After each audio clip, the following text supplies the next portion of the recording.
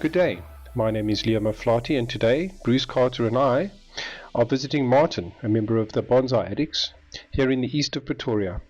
Join us for an interesting interview with him that includes a look at some of his trees in sections of his garden. I met Martin in September this year, 2024, when we participated together in the joint exhibition of the Pretoria Bonsai Kai and the Bonsai Addicts at Menlyn, Maine, hosted by the Japanese Embassy. If you haven't seen my video of that event, you can find the link to it in the comments section of this video. I'm enthusiastic to see what Martin achieves in future. I trust you will enjoy this interview and this video. Thanks for watching. Hi, good morning everyone, and welcome to a nice rainy day in Pretoria. We've had a bit of a heat wave over the last few days, but now we've got some cool reprieve at last. My name is Bruce Carter. Today is the 19th of December 2024, and I'm here with a fellow Bonsai Addict member, Martin Bravenboer. Thank you very much for inviting us to your garden and to see your garden. What I really love about your garden is what you've done in such a small space and how organized this is. Thank you. Thanks. So it's a real example to a lot of people out there. So this is why it's so important that we interview you today. Thanks. Yeah, and really looking forward to it. Absolutely looking forward to chatting to you and seeing the garden. We'll do a walk through the garden a bit later. So Martin, the first question that we always need to know is, how did you get into bonsai? What started you, and what's the journey, your bonsai journey to date? So I've actually been into bonsai only for a couple of years now, 3 or 4 years. But I remember, I was thinking about this, and I remember growing up in Cape Town, and we had this neighbor, and as a teenager I would go and cut his lawn every week for pocket money. Okay. And he was really into gardening as well, and I remember on the side of his house he had this display area with a bunch of bonsai trees, and as a teenager I'd never seen that before. Yeah. Very inquisitive about it and asking him, what was it about and so on, and he was very nice to try and tell me about it and get me interested in it, but as a teenager, I wasn't that into it yet. I was actually more into aquascaping, and so I've always been involved with gardening and with aquascaping and with plants and trees and growing things. And at the end of 2021, we just moved into this space. It's it's a little bit smaller than what I would like, and so getting the garden planned out, etc. And my wife said, "Why don't you get into bonsai?" So this is actually my wife's fault.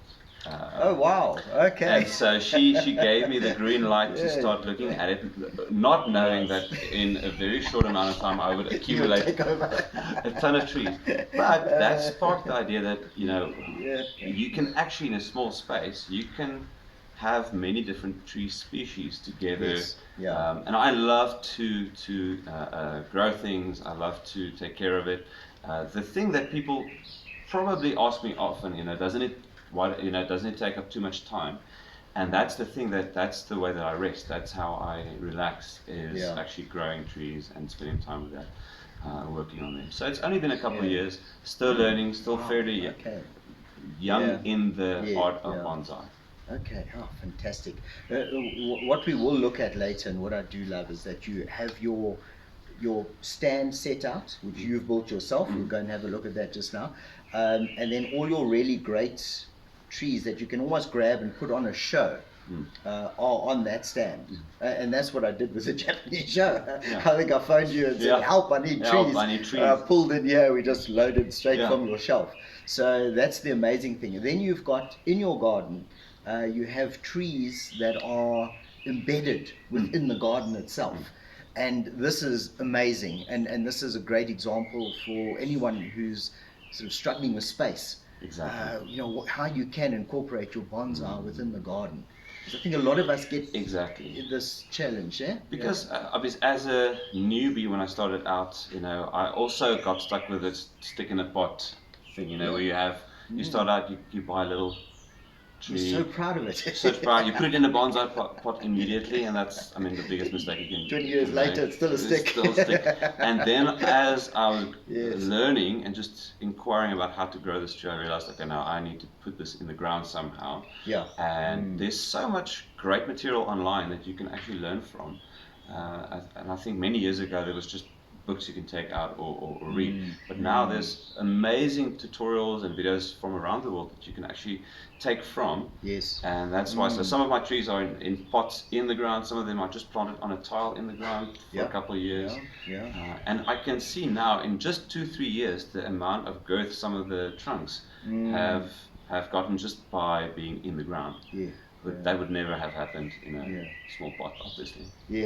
And we'll look later at your swamp cypress that's sitting in your water feature. Sitting in a water feature. So it's getting flow of water, and you can see these roots just keep pushing out. So we'll look at that. Some of your favorite species that you like to work on? So because my wife and I, we lived in the States for a couple of years, and so that was the first time I saw the Japanese maples. They are my favorite trees, but they are so hard to grow in Pretoria. And so we've got a huge bloodgood maple that we actually bought for our anniversary a couple of years ago, and we just planted it in the raised bed. And that's going to be one of the bigger projects coming up in the next couple of years, to actually bonsai it. You said you wanted to air layer, you mentioned. Air layering. I've not been successful in trying, so I've gotten some new advice recently on how to do that, so I'm going to try that. But I want to, so the maples I love. Obviously the ficuses are great. They work well. All the different acacias, they grow very well in Pretoria, so I'm very fond of them. They react well to pruning, and they come across as not as needy as some of the other tree species. So I like to work on that as well. You've sort of touched on some of the challenges with regard to Pretoria and the heat. Other challenges that you've had with your trees? Well, because of our space constriction, I don't have a greenhouse. I would love to put a greenhouse or a covered area where I could put some of the maple species in, or some of the trees that don't like not just the heat but the wind with the heat combination. I found that they don't react well to that. So that's been some of the challenges, and so around the house I've got these different sections put up where some of the trees do better in summer than in winter, so I have to move them around quite a lot. And still figuring out the space and what's going to work better. I found, on that side of the garden we've got all these big olive trees that's still growing, and they provide a lot of the dappled sunlight to some of the trees, which I find is very helpful to them. So that's part of why I built those stands in the garden, to actually help with the light, so they get morning sun, and then the afternoon sun gets blocked out, which I enjoy. Oh wow, you've mentioned a lot of about what is good and what you have learned in the 3 years. Some mistakes and some flops and some disasters. Can you tell me about any of those? Definitely. No, I've killed many trees. Oh dear, Mainly by being too impatient. I guess that's the big lesson we all have to learn in the art of bonsai. And repotting at the wrong season, trimming too harshly, working on the roots in the wrong time frame. That's been my biggest struggle, and being too impatient. Recently I got an app by Bonsai Empire actually that I'm using now to track my trees and take photographs and to document the process, because I find it quite difficult. How do you can write in a book, but it's you can't every time print out the pictures of it, so that's a big part of it. And now that I look back at the story of each of my trees, I realize I'm way too impatient. I would want to do a procedure like in the same season that I should. You should rather wait for a while. So I'm learning to be patient. I think that's the biggest lesson. The biggest lesson. And knowledge, because a lot of the mistakes I make is because of a lack of knowledge. And so to be disciplined in first doing the research and then doing the procedure or not. That's something I'm also figuring out. You're the second person who's now mentioned to me the use of that app. Is it easy to use? Are you quite comfortable Very. using it? Yeah, not difficult. I've waited a while before attempting to use it, and just over the holidays now, I was able to purchase it. On the free version, you only get to add 3 trees, which for most of us is we're way past that. we're way past that. And so I just went out and bought the full version, and I love it because now I can document. It reminds you when you have to do certain procedures. Yeah. It's great because now I can see the story of a tree in picture format in a sequence. Yeah, it's great. And it works for Southern Hemisphere. Obviously, you enter where in the world you are. Some of the species they already have preloaded, and you don't have to add all the information. But some of them, obviously, they don't have on the database yet. Yeah. But I find I've used other free versions before, but it wasn't great. Like the picture quality wasn't good of it. The UI wasn't great. I like using this. But I think going forward, my approach would be to have less trees. Yeah. And to be more better quality trees, and to rather have quality over quantity. I think that's my approach. And so in the next season, to grow in knowledge, to meet up with people who are very knowledgeable and to learn from them, that's going to be my approach. Going forward. Fantastic. Awesome. Thank you very much. It's a pleasure. Thanks for having us. Thank you. All right, here we're standing in front of the stand that Martin has built, and this is what I really wanted to show off. Not so much his workmanship, but what he has built and what you can achieve. You've got a nice backdrop to it. It's all recycled wood that's been used, and you can see all the show trees are on and displayed on this stand. And if we move in, we can have a look at some of the more special trees that he's got. Martin, tell us about your rather special tree list. So this acacia or Senegalia is a tree that I got from a gentleman. He was a professor at Tix, and he immigrated to Belgium. Couldn't take his trees with him, so I got to be friends with him, and he decided to gift me his trees.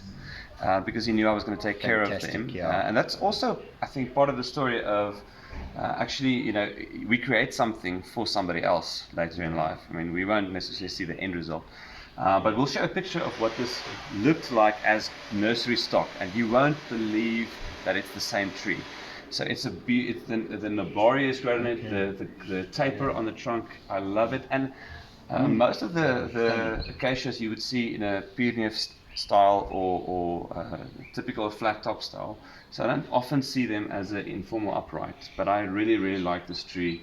It's beautiful, it's well developed, and the next couple of years we'll just see it ramifying better and better and better. Fantastic. Absolutely lovely. And then can we talk about this little one here? This is a very special. So this is quite rare. It's a Ficus sur, or a broom cluster fig, and it's literally growing through a rock. So I don't know if that's a style, an actual style. It's a new style. But it's growing through the rock, and eventually it'll break the rock. It'll break the rock eventually, but it's a beautiful example of the Ficus sur.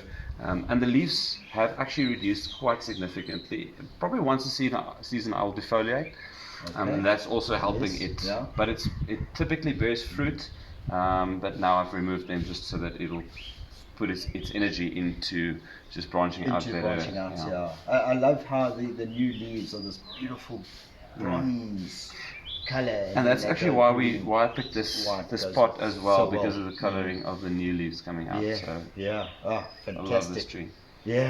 And then the last one we're going to look at here is that wonderful what would be it's a literati. It's a literati style, and also beautiful taper. You don't necessarily see that too often with the Senegalia, and so that's something that I really like. I love the taper on the base. It's actually quite nice. It fits the size of the pot well.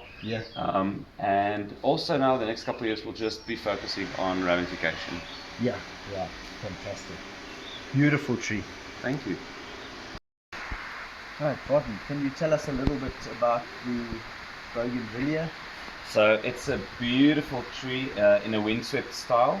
Not windswept, sorry, cascading style.